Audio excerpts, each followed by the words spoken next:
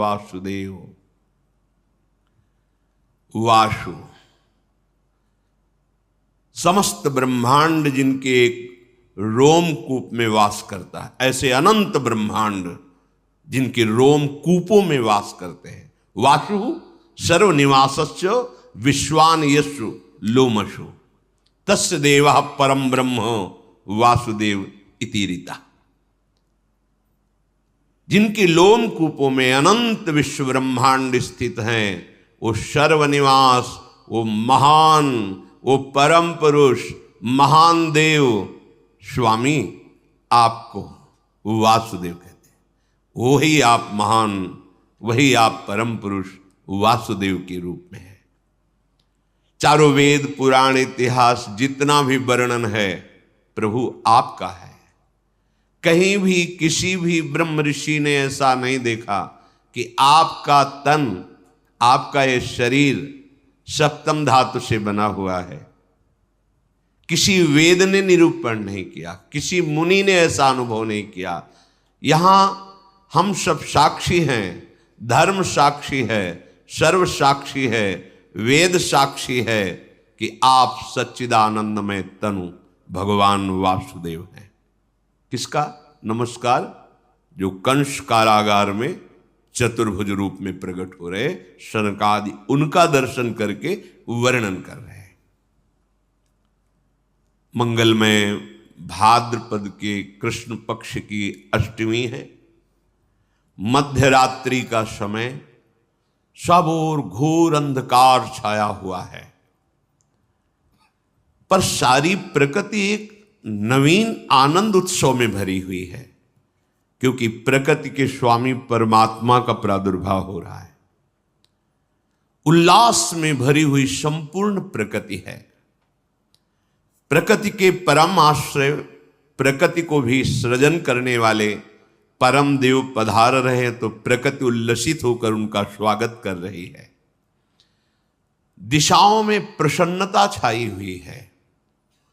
यद्यपि बहुत ही आसुरी प्रवृत्ति का बोलबाला है, एक से एक बड़े भयंकर असुर प्रकृति के अधिकार संपन्न जन हैं। भौमासुर, बड़े बड़े जरासंध, कितने कितने ऐसे। और कंस के तो बल से प्रभावित होकर अपनी पुत्रियों का ब्याह जरासंध ने किया था। महान बलि जरासंध। सब तरफ दुख, क्लेश, अशांति फैली हुई है, पर प्रभु का अवतार हो रहा है तो इस समय आनंद ही आनंद छाया हुआ है। स्वयं नदियों का जल निर्मल हो गया। सरोवरों में रात्रि में ही कमल खिल उठे। वृक्षों की शाखाएं बिना ऋतु के पुष्प और फल से संपन्न हो गई। जो भजन करने वाले यत्र तत्र साधु महात्मा हैं, उनको एक अलौकिक आनंद की अनुभूति हो रही, क्योंकि उनके प्राणाराध्य प्रकट हो रहे हैं। वायु सेवा कर रही, शीतल मंद सुगंध प्रवाहित हो रही है।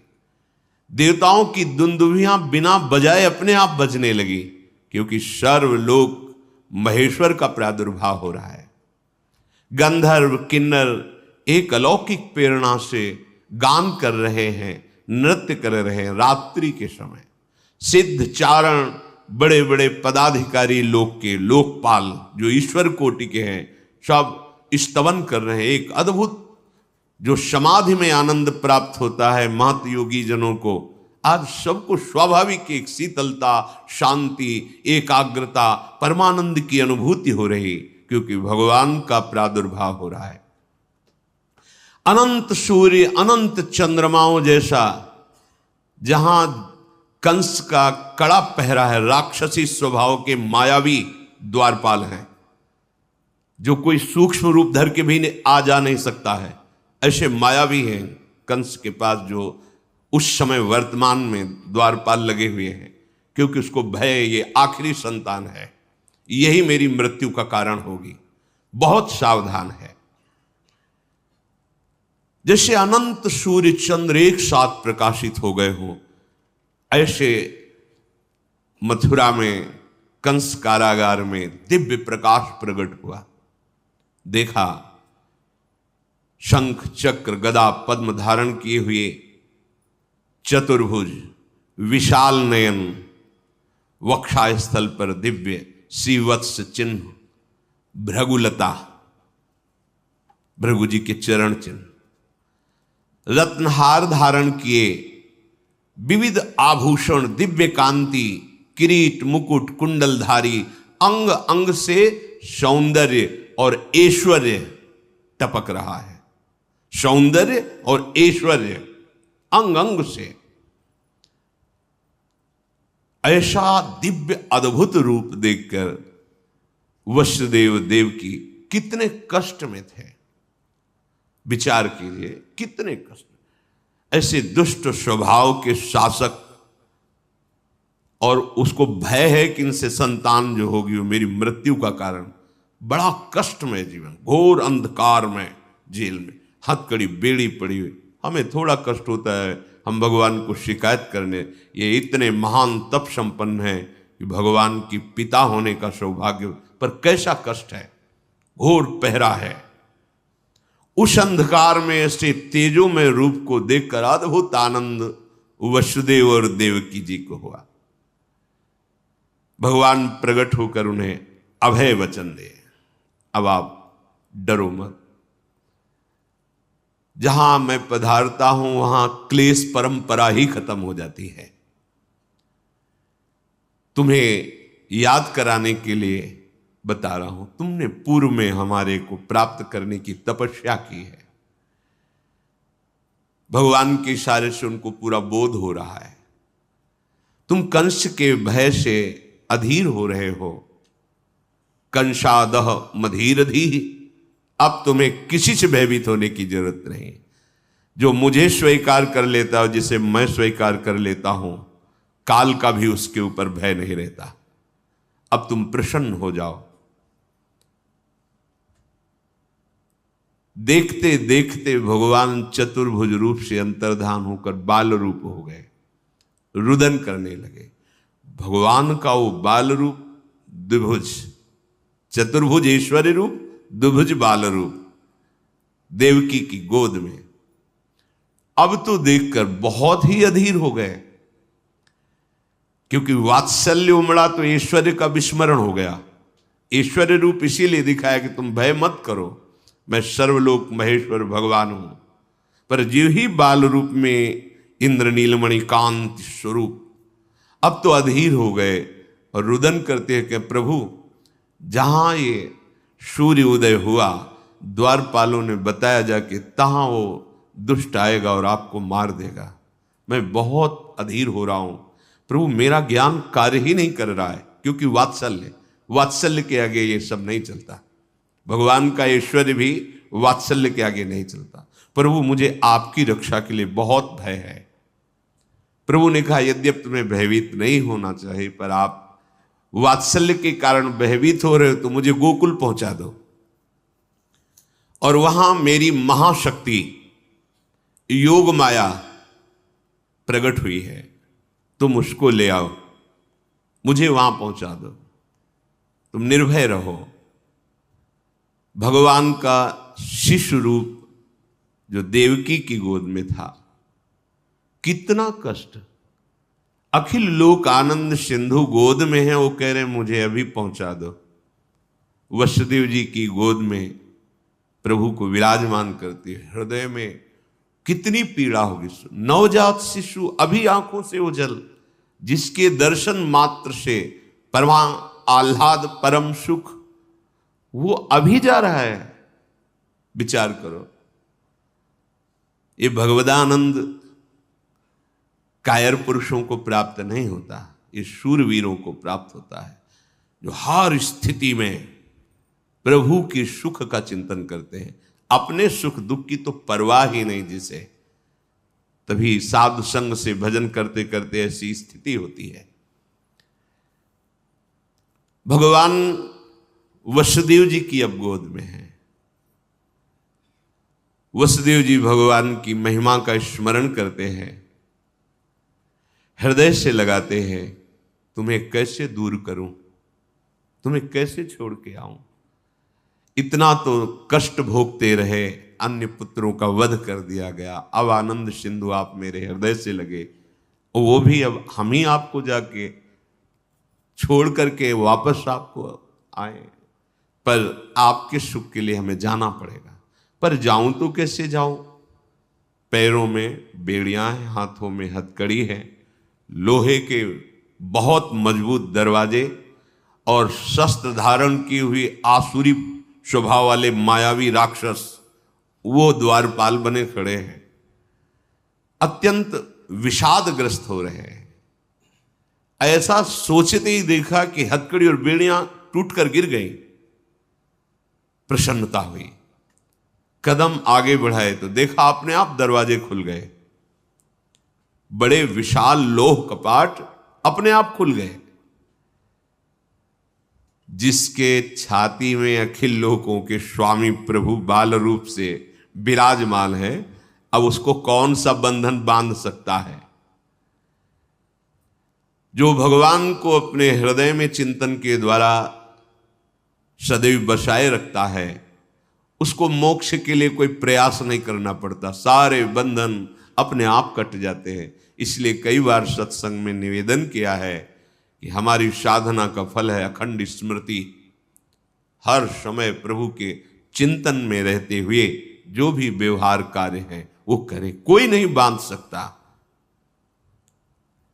जब तक प्रभु का स्मरण हृदय में नहीं है, तब हजारों लाखों साधनाएं कर लो, प्रयास कर लो, ये माया का बंधन खुलने वाला नहीं। माया की साकलों से हाथ पैर गले सब बंधे हुए हैं।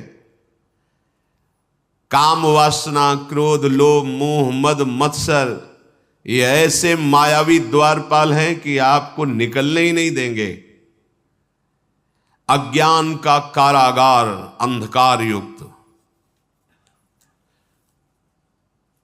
कैसे निकला जाए? श्री कृष्ण को हृदय में रखकर। पक्की बात, कृष्ण नाम और कृष्ण रूप में कोई अंतर नहीं। जो कृष्ण है वही कृष्ण नाम है। अगर जिह्वा से राधा राधा कृष्ण कृष्ण चल रहा है तो मानो प्रिया प्रीतम विराजमान है आपकी जिह्वा में। अतएव जीव इस भयंकर अविद्या माया रूपी कैद खाने से, विविध प्रकार की वासना की जंजीरों से, काम क्रोधादि मायावी द्वारपालों से बचकर अगर निकल सकता है तो एकमात्र प्रभु को हृदय में रखने पर, अर्थात स्मरण करने पर। अगर प्रभु का स्मरण है तो आप मुक्त हो जाएंगे। मुक्ति के लिए कोई अलग से वेदांत पढ़ने की जरूरत नहीं, अपने आप ज्ञान प्रकाशित हो जाएगा। प्रतिपल भगवद स्मरण, चित्तवृत्ति को रोककर बार बार नाम में लगाना, रूप में लगाना, लीला में लगाना, धाम चिंतन में लगाना। कोई मोक्ष के लिए प्रयास करने की जरूरत नहीं। अपने आप आपको अनुभव होगा कि जो परमार्थ का परम लाभ है वो प्रकाशित हो रहा है। दरवाजा खुला, वसुदेव जी लालजू को लेकर बाहर निकले तो डर रहे थे कहीं पहरेदार देख ले तो प्रहार कर देंगे, पर वहां देखा सब बेशुद्ध मूर्छावस्था को प्राप्त है। धीरे धीरे निकलकर बाहर आए, दबे पांव, कोई जान न जाए। अपराकृत परमानंद विग्रह प्रभु को बार बार ऐसे देखते हैं, हृदय से लगाए हुए आगे बढ़ रहे हैं। पद पद पर आनंद की उमगन हो रही वसुदेव जी के हृदय में। समझिए, जब कोई भगवद स्मरण परायण होता है तो प्रति कदम, प्रति श्वास, प्रति क्षण एक अद्भुत आनंद। अब प्राकृतिक उदाहरण तो बैठता ही नहीं, पर कई बार सत्संग में कहा, जैसे दूध को अग्नि पे चढ़ाओ तो उफान आती है, ऐसे आनंद की उफान हृदय में आती है जब मेरे प्रभु और उनका स्मरण और कहीं उनकी रूप की झलक, तब तो फिर ब्रह्मादिक के भोग सब विषम लागत ताई, नारायण ब्रज चंद की लगन लगी है जाए।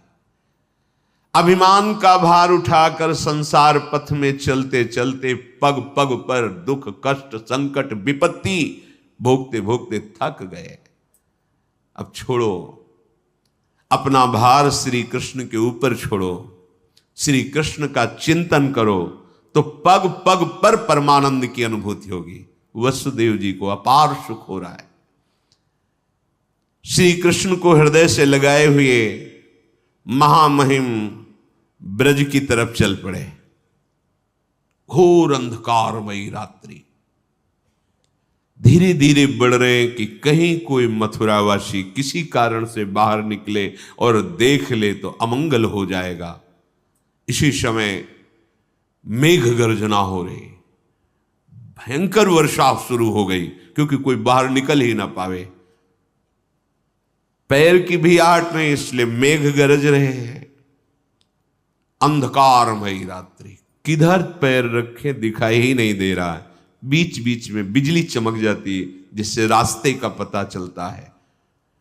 जब वर्षा प्रारंभ हुई, वसुदेव जी ने अब कहां तक ऐसे छुपाएं, लगा कि नवजात लाला है, वर्षा में कुछ दुख पहुंच सकता है, ऐसा विचार कर रहे हैं। अचानक देख रहे हैं कि आसपास तो बूंदे गिर रही, पर ऊपर बूंदे नहीं गिर रही। सोचा इस लाला का ही चमत्कार होगा, पर बात यह हुई कि 1000 फण फैलाकर भगवान शेष जी पीछे से फणों की छाया किए हुए, वसुदेव के अंग में ही एक बूंद नहीं पड़ रही, फिर लाला की तो बात जाने दो। ये अनंत देव भगवान शंकरषण है, जो भगवान का ही दूसरा स्वरूप है, पर अनादि सिद्ध ये दासत्व भाव से है। प्राण प्यारे प्रभु की सेवा सदैव इनका जीवन है। क्षीर समुद्र में गौर वर्ण धारण किए हुए जब जब अवतार लेते तब भी गौर वर्ण होता है, चाहे लखन लाल के रूप में या बलराम के रूप में। भगवान की शैया बने रहते हैं, भगवान इन्हीं पर शयन करते हैं। सय्यासन परिधान पादुका छत्र चामरैहि किम नाभूस्तस्य कृष्णस्य मूर्ति भेदैस्तु मूर्तिषु। ये भगवान अनंत हमारे प्रभु की पादुका बनते हैं, यही सैया बनते हैं, यही आसन बनते हैं, यही प्रभु के वस्त्र बनते हैं, यही छत्र चंवर विविध रूप धारण करके हमारे प्रभु श्री कृष्ण की सेवा करते हैं। भगवान शेष संकर्षण अनंत महिमा युक्त। वसुदेव जी को पता नहीं चल रहा कि हमारे पीछे भगवान अनंत शास्त्र फण ऐसे फैलाए हुए चल रहे हैं। उनको लगा लाला का कोई चमत्कार है, बाहर तो बूंदे पड़ रही पर हमारे ऊपर ले। अब लाला को मस्तक पर धारण कर लिया। आगे बढ़े तो भारी समस्या यमुना जी, क्योंकि भादव का महीना है, बाढ़ पे यमुना जी चल रही है। एक क्षण रुके, अब क्या करूं, क्योंकि अथाह यमुना जी, और यमुना जी पहले से अधिक उल्लसित होकर बड़ी ऊंची ऊंची तरंगे, कोलाहल मच गया। यमुना जी प्रीतम पधार रहे हैं, यमुना जी उल्लसित हो रहे। वसुदेव जी देख रहे सैकड़ों भंवरे, सैकड़ों तरंगे ऐसी उछल रही जो भय प्रदान कर रही। ऐसे छोटे लाला को लेकर कैसे पार हो पाऊंगा? अगर रुकता हूं तो लौटने में प्रातःकाल सूर्य उदय हो जाएगा। कैसे, क्या करो? लाला को सुरक्षित पहुंचा, चलो हम अपने प्राण दे देंगे, जब तक लाला को हम बचा पाएंगे, उठाते चले जाएंगे। ऐसा भाव समझो।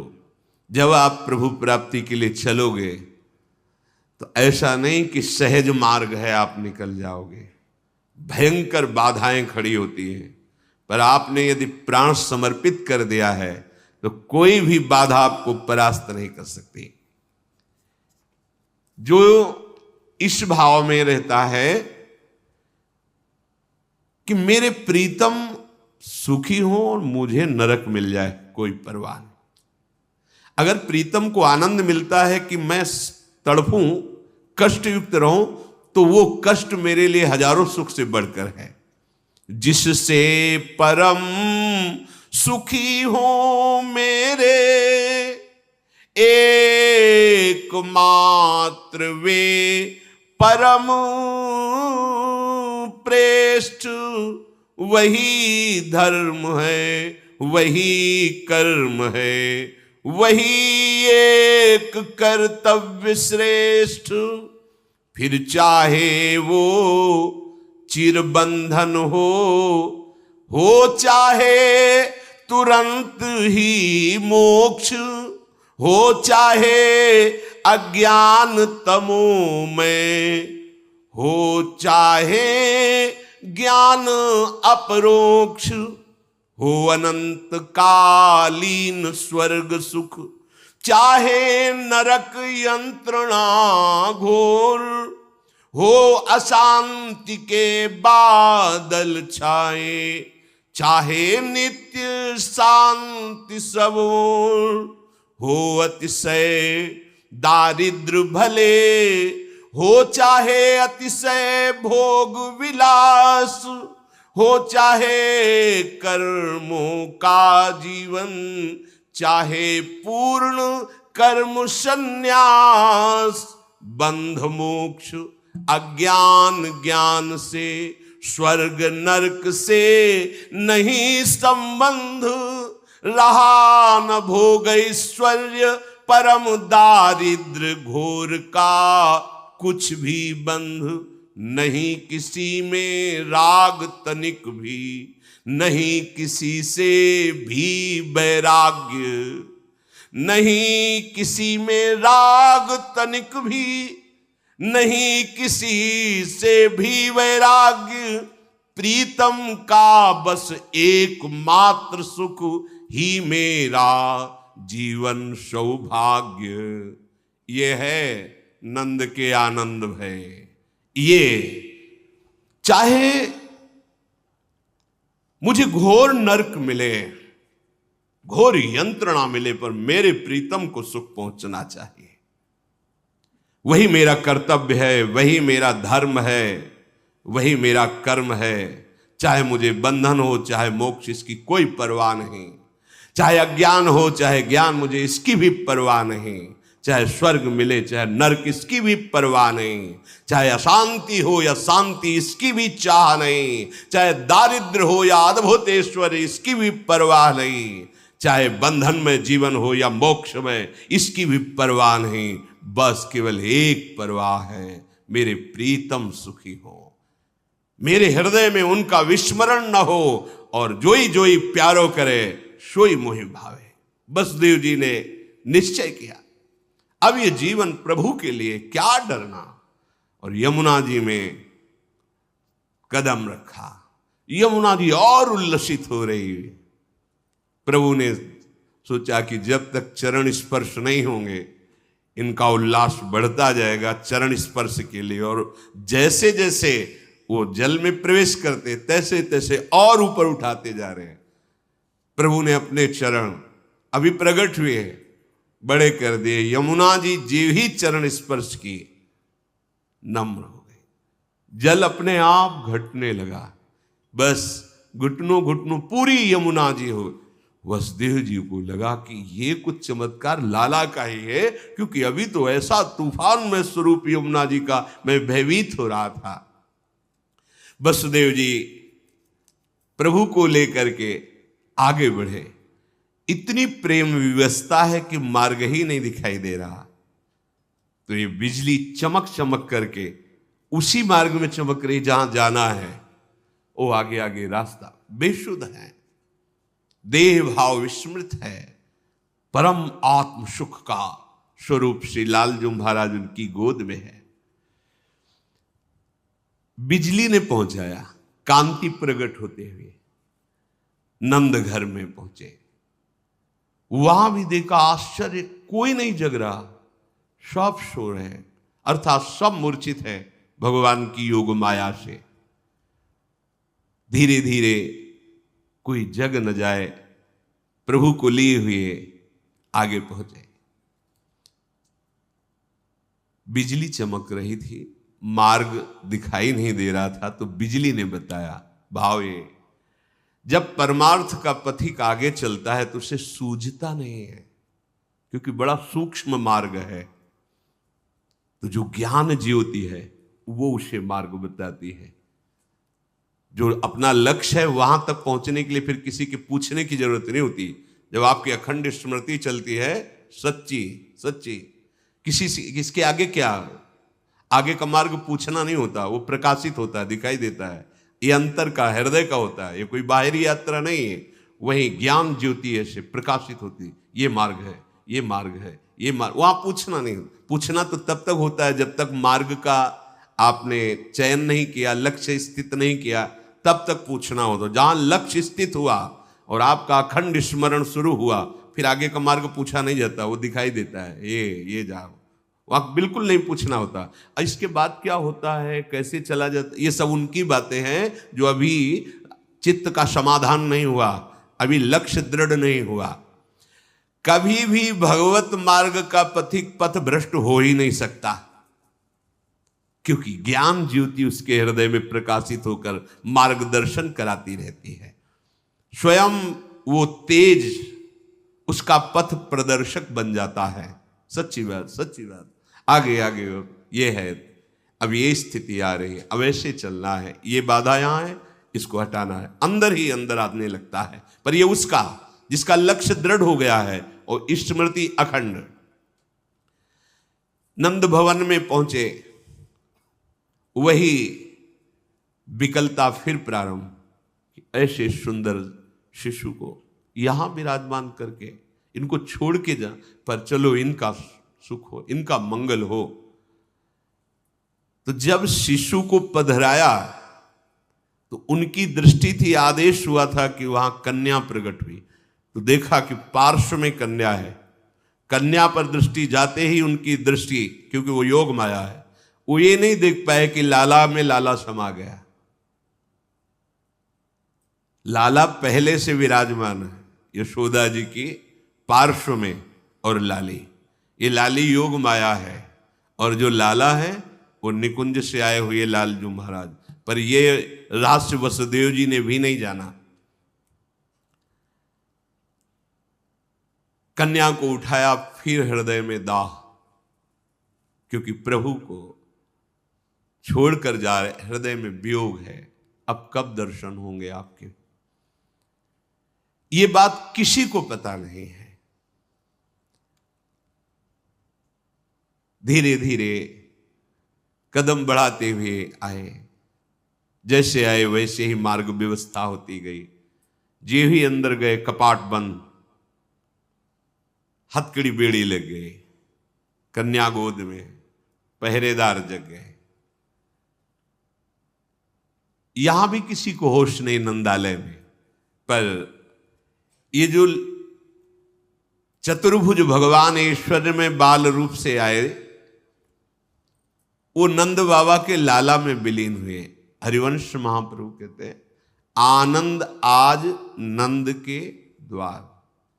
कौन है नंद के यहां जिसका आनंद मनाया जा रहा है? बोले, दास अनन्य भजन रस कारण प्रगटे लाल। और वहां ऐश्वर्य में भगवान, और यहां बिहारी जो वृंदावन में नित्य विहरण करते हैं प्रियाजू के साथ, इसी रस का पान कराने के लिए युगल सरकार पधारे।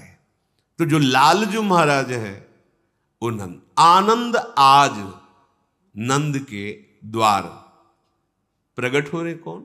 दास अनन्य भजन रस कारण। यहां परित्राणाय साधूनाम विनाशाय च दुष्कृताम देवकी नंदन भगवान पधार रहे हैं। और ये प्रेमी जनों को प्रेम पान कराने के लिए दास अनन्य, अनन्य भजन रस कारण प्रगटे लाल मनो। इनके प्रकट होने का कारण क्या है? अनन्य प्रेमी रसिक जन, कोई सख्य भाव का, कोई गोपी भाव का, वात्सल्य भाव का, जो जिन मंजरी भाव का, किंकरी भाव का, सबको रसास्वादन कराने के लिए निकुंजाधिपति प्रभु वृंदावनेश्वर पधार रहे हैं। आनंद आज भगवान यशोदानंद के यहां, जैसे कारागार में कंस के यहां ऐश्वर्य संपन्न भगवान, यहां निकुंज से पधारे हुए लालजू। कोई ये सोचे ना कि ये कोई कल्पना है, कि ये अपनी कल्पना में बोल रहे हैं। भगवान कोई 10-20 थोड़ी होते हैं। सर्व भवन समर्थ, कर्तुम अकर्तुम अन्यथा कर्तुम, महान शक्तिमान के लिए एक ही समय 2 जगह प्रकट होना, ये कोई आश्चर्य की बात है क्या? उनके लिए असंभव है क्या? जो भगवान करोड़ों असंख्यों गोपियों के साथ एक ही समय रासमंडल में एक एक गोपी के बीच में प्रकट है, उनको मथुरा की जेल में और नंद बाबा के भवन में अलग अलग प्रकट होना कोई आश्चर्य की बात है? जो भगवान द्वारिकाधीश जिनकी दिनचर्या देखने के लिए नारद जी जाते हैं, तो 16,108 महल में अलग अलग हर रानी के पास भगवान अपनी दिनचर्या करते हुए नारद जी को दर्शन देते हैं। ये कोई आश्चर्य की बात है? भगवान सर्वाश्चर्यमय है। गोपराज नंद जी समस्त समृद्धियों के स्वामी हैं, पर उनकी कोई पुत्र नहीं था। अवस्था बड़ी हो गई थी। प्रेमी हृदय ब्रजवासी जन सब जब बैठक में बैठते तो क्रमशः यही बात आ जाती, बात करते करते, कि गोपराज यदि आपके कोई पुत्र होता तो जैसे बैठक में आप उच्चासन पर विराजमान, ऐसे वो विराजमान होते, हम सब ब्रजवासी धन्य होते। बाबा का हृदय जल जाता। अब क्या करें? विद्वान ब्राह्मणों से सलाह ली तो उन्होंने बताया कि अगर यज्ञ किया जाए तो भगवान हरि प्रसन्न हो जाते हैं और फिर पुत्र प्रदान करते हैं, तो आप पुत्रेष्टि यज्ञ कीजिए। बाबा के पास समृद्धि थी ही, पुत्रेष्टि यज्ञ, ब्राह्मणों की वेद ध्वनि गूंज रही है। पर एकांत में बैठ करके नंद बाबा यशोदा जी से कहते हैं कि यशोदा, ये यज्ञ हो रही है, पर इसकी सामर्थ्य नहीं कि मुझे मेरे जैसे भाव में स्वप्न में पुत्र आया है वैसा यज्ञ से प्राप्त होगा। मेरे भाव में श्याम सलोना ऐसा आकर्षण करता रहता है और मुझे पक्का विश्वास है कि वो किसी कर्म से नहीं प्राप्त होता है। पुत्रेष्टि यज्ञ में मेरा विश्वास है, पर यह निश्चित किसी कर्म या यज्ञ आदि का फल वो नहीं हो सकता। मेरे मन में एक अद्भुत सौंदर्य युक्त बालक खेलता रहता है। मैं तुम्हें बताया नहीं है, पर वो किसी कर्म जनित, तपस्या जनित उसका फल नहीं है, क्योंकि कर्म का फल जितना भी है वो सब चंचल है, स्थायी नहीं है। मैं जिसे देखता हूं वो अचल है, वो अचिंतनीय है, वो स्वयं मेरे हृदय में प्रकाशित हुआ है। मैंने एक स्वप्न देखा है। उस स्वप्न में वो इतना सुंदर बालक है कि भगवान वैकुंठाधिपति नारायण को भी हमने ध्यान में देखा है, वैसे वो भी सुंदर नहीं है। उस बालक के समान भगवान वैकुंठाधिपति नारायण भी सुंदर नहीं है। नंद बाबा कहते, मुझे ऐसा लगता है कि ये जो सौंदर्य माधुर्य निधि बालक है, ये मुझे किसी भी कर्म से प्राप्त नहीं हो सकता। हां, वो कृपा करके आवे तो बात अलग है। मेरा हृदय ऐसा कहता है, होने दो, यज्ञ हो रही, पर यज्ञ से वो प्राप्त हो जाए ऐसा।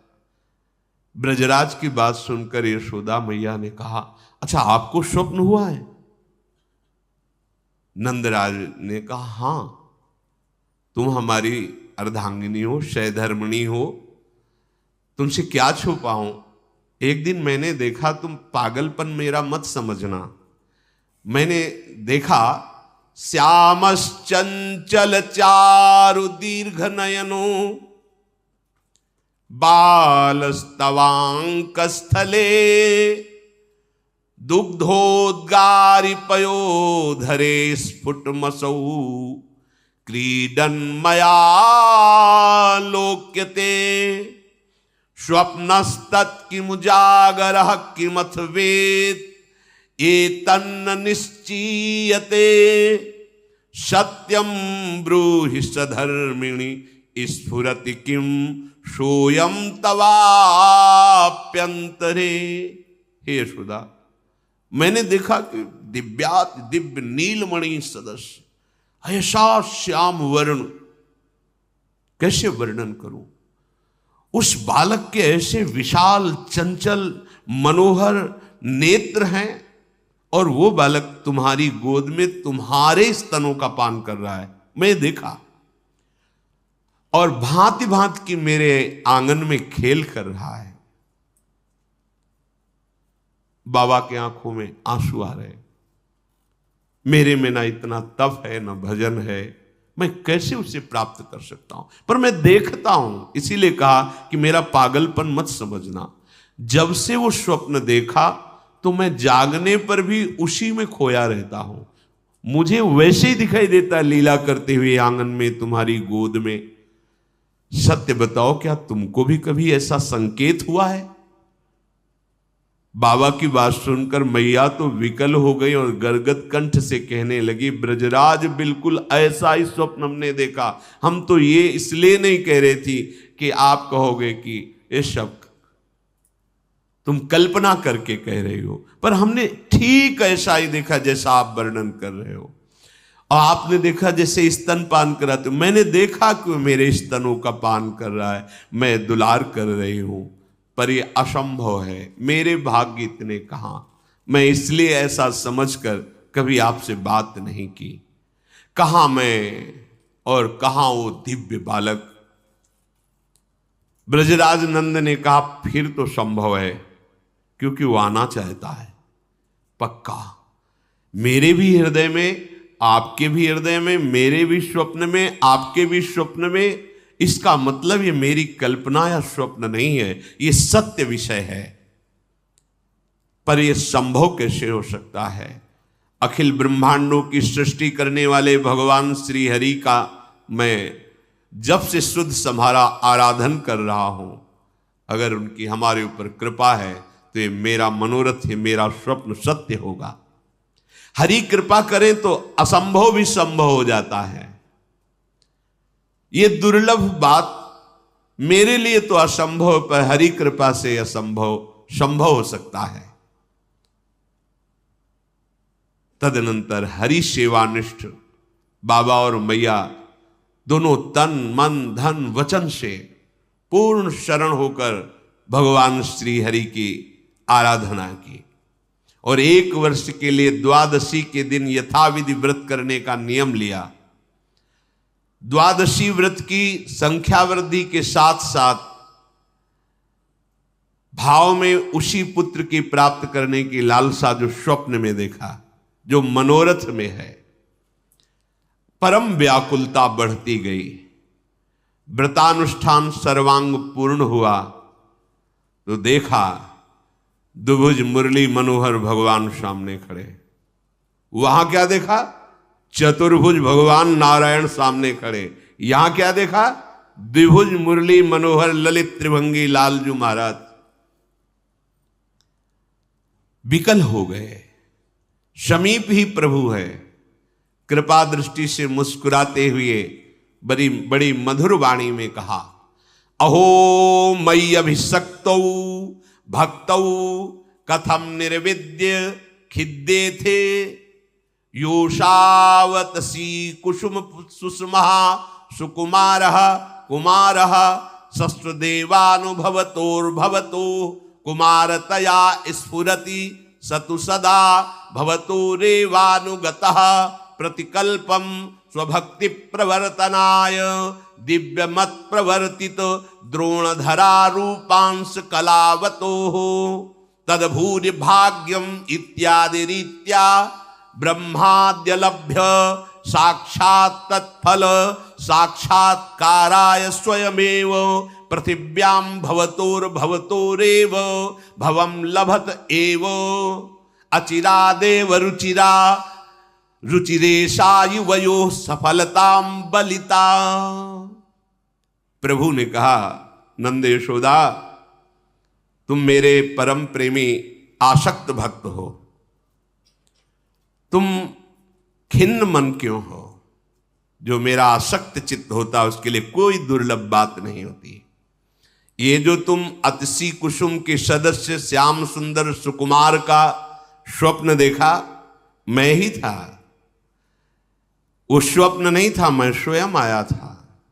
जो तुम्हारी अनुभूति है बाल रूप की, मैं स्वयं तुम्हारे बाल रूप में तुम्हारे यहां आया था, भाव में, स्वप्न में, और प्रगट में आऊंगा। वात्सल्य प्रेम का तुम्हारे हृदय में अथाह समुद्र है। तुम द्रोण और धरा हो। तुमने बहुत बड़ा भजन तप किया है जो ब्रह्मादि के लिए भी दुर्गम है, अलभ्य है। मैं तुम्हारे ऊपर बहुत प्रसन्न हूं। जहां तुम्हें ये वास मिला है, यहां ब्रह्मादि के लिए भी दुर्लभ है ये ब्रज 84 कोश। ब्रह्मा जी ने भी कहा है, तद भूरि भाग्य मिहि जन्म किमप्यटव्याम। मेरे अहोभाग्य होंगे यदि मुझे यहां कोई भी रूप में रख लिया जाए गोकुल में, ब्रज में। तुम्हारा ही स्वरूप द्रोण और धरा है। अब तुम नंद और यशोदा के रूप में प्रकट हुए हो। अब तुम तनिक चिंता मत करो, जो तुम्हारे स्वप्न में मैं प्रकट हुआ था, हे गोपराज, मैं स्वयं तुम्हारा बालक रूप बनकर आ रहा हूं। समझ रहे? वहां चतुर्भुज नारायण और यहां वंशीधारी ललित त्रिभंगी कौन? ये निकुंज से पधारे हुए लालजू महाराज। इसलिए महाप्रभु आनंद आज नंद के द्वार, दास आनंद भजन रस कारण प्रगटे लाल मनोहर। ये भगवत रहस्य है, इसे प्रेमी जन ही केवल जानते हैं, बाह्य व्यवहार में नहीं। शास्त्रों में जो संकेत होता है वो ईश्वर स्वरूप भगवान या आए, कन्या को लेकर चले गए वसुदेव जी, लेकिन जो लाल जी को लाए वो समा गए हमारे लालजू में। और जब लालजू को लेके गए तो वही चतुर्भुज, यही जो ब्रह्म हृदय है, वही अक्रूर को दर्शन कराया कि अनंत शेष सैया पर शयन की हुई भगवान चतुर्भुज महाऐश्वर्यशाली। बाहर देखा तो कृष्ण बलराम, अंदर देख रहे तो शेष सैया पर विराजमान भगवान चतुर्भुज। यशोदा जी, नंद बाबा बहुत प्रसन्न हुए भगवान के ये वचन सुनकर, मुरली मनोहर अंतर्धान हो गए। समय बीतता गया। एक दिन देखा कि बाबा और बड़े ब्रजवासी सब बैठक में बैठे हुए थे, तो वृद्धा तपस्विनी तेजोमयी अग्नि कांति, जिसकी मानो मूर्तिमान अग्नि पधार रहे हो, ऐसी कांति है तेजोमयी। अवस्था वृद्ध है, साथ में एक स्नातक ब्राह्मण बालक है। समस्त गोपराज की सभा खड़ी होकर के सम्मान की, गोपराज भी खड़े हुए। ऐसा लगा कि कोई मानो मूर्तिमान तपस्या पधारी हो। सबने प्रणाम किया, आसन आदि दिया। देवी, आपके दुर्धर्ष तेज को देखकर हम ये जान नहीं पा रहे कि आप कौन हमारे ब्रज में पधारी है। ऐसा लगता है कि भगवान की महाशक्ति योग माया ही मूर्तिमान तपस्वी रूप में आई है, और आपके साथ बालक के देखने से ऐसा प्रतीत होता है मानो देवर्षि नारद जी ही इस बाल रूप में आए हुए हो। ये बात सुनकर ब्रजराज की वो तपस्विनी मुस्कुराकर बोली, मेरा नाम पौर्णमासी है। मैं तपस्विनी हूं और पूर्ण दैव का ज्ञान रखती हूं।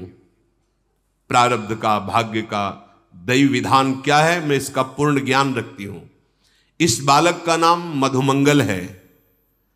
ये स्नातक है, महान भजन रस में डूबा हुआ है, इसलिए इसको देखकर देवर्षि नारद का स्मरण होना उचित ही है। ये देवर्षि नारद के ही समान है। तपस्विनी की बात सुनकर गोपराज अपनी सभा के साथ हाथ जोड़ करके पुनः प्रणाम किया और कहा कि क्या हमारे लिए आज्ञा है।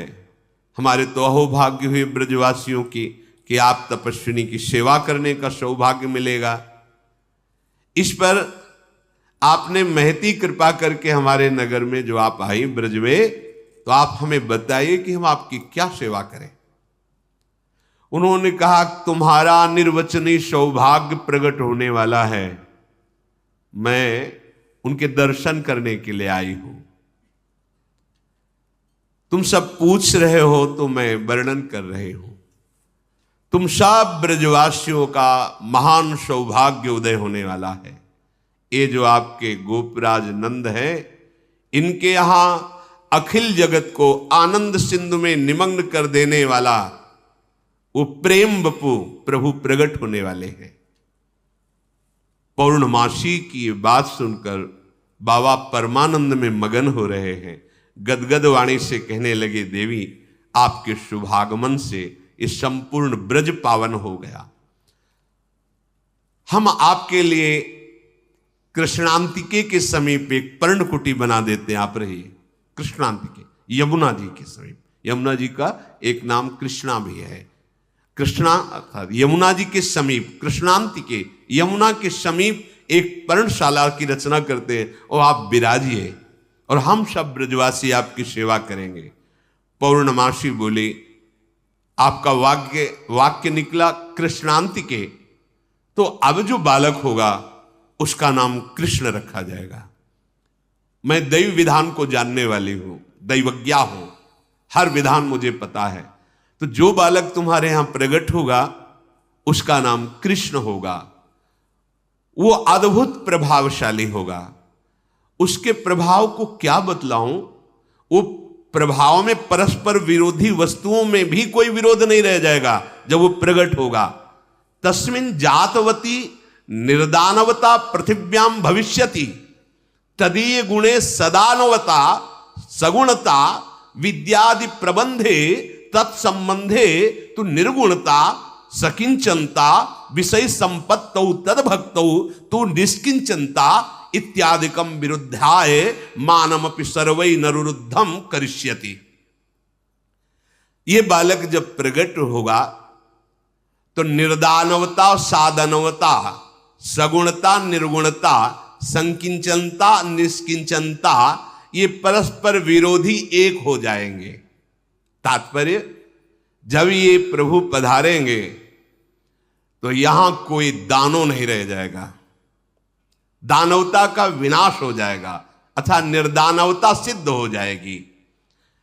नंद नंदन के अनंत मधुर गुण वाली पृथ्वी के भाग्यशाली व्यक्तियों के लिए सदानवता हो जाएगी, अर्थात समस्त ऐसे सुखों की वर्षा होगी, ऐसे सुखों का दान करेगी पृथ्वी, सब आनंदित हो जाएंगे।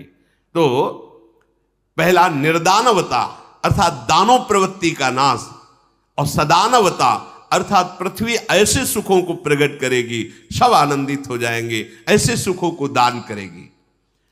और जब ये प्रभु प्रकट होंगे तो विद्यादि गुणों से विभूषित होंगे, जितने भी होंगे सबके अंदर दैवी संपदा भागवतिक गुण बनेंगे।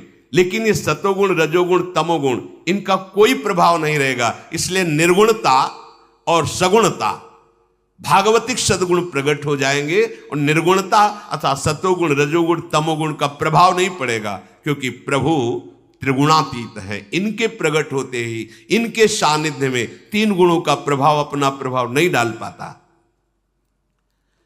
और सकिंचनता भगवत सेवार्थ शरीर निर्वाह के लिए, भगवत सेवा भाव के लिए समस्त वैभव एकत्रित हो जाएगा। लेकिन उनके हृदय में प्रभु के सिवा किसी से अपनापन नहीं होगा, इसलिए निष्किंचनता, ऐश्वर्य वैभव और निष्किंचनता एक साथ रहेंगे। पौर्णमासी जी ने कहा कि आप हमारे लिए जो बोले यमुना के पावन तट पर पर्णकुटी तो आप बनाइए, और जब लाला प्रकट होगा तब उसके दर्शन करेंगे, फिर हम आगे बात करें। ये पौर्णमासी देवी महान भजन से युक्त है। श्री कृष्ण के जो आगे संदीपनी मुनि जी गुरु होते हैं, उनकी ये माता है और ये महान शक्ति सामर्थ्य युक्त है। ये मधुर लीला के सब विधानों को जानने वाली है। ये मधुमंगल इन पौर्णमासी देवी का पौत्र, संदीपनी मुनि का ये पुत्र है। भगवान श्याम सुंदर का नित्य प्रिय सखा है। ये हास परिहास करके श्री कृष्ण को सुख पहुंचाने वाला है। श्री कृष्ण की गोष्ठ लीला तथा गोपांगनाओं की जो और लीलाएं हैं उनमें मस्खरे मनसुखा के नाम से जाना जाता है। भगवान नंद बाबा और वसुदेव जी के यहाँ जिस समय कारागार में कंस के यहाँ, उस समय नंद बाबा यशोदा मैया के यहाँ प्रभु प्रकट, दो बार, इसमें कोई संशय न करे, शास्त्र प्रमाणित बात है। और भगवान के अंश से ही सबका प्रादुर्भाव। तो जैसे ये लीला आती कि 11 वर्ष भगवान यहाँ विराजमान रहे, फिर चले गए, तो तब से लेकर अब तक क्या भगवत विमुख है क्या यहाँ कोई? तो हमारे प्रभु कभी गए ही नहीं। वृंदावनम परित्यज्य पादमेकम न गच्छति, एक कदम भी प्रभु यहां से बाहर नहीं गए।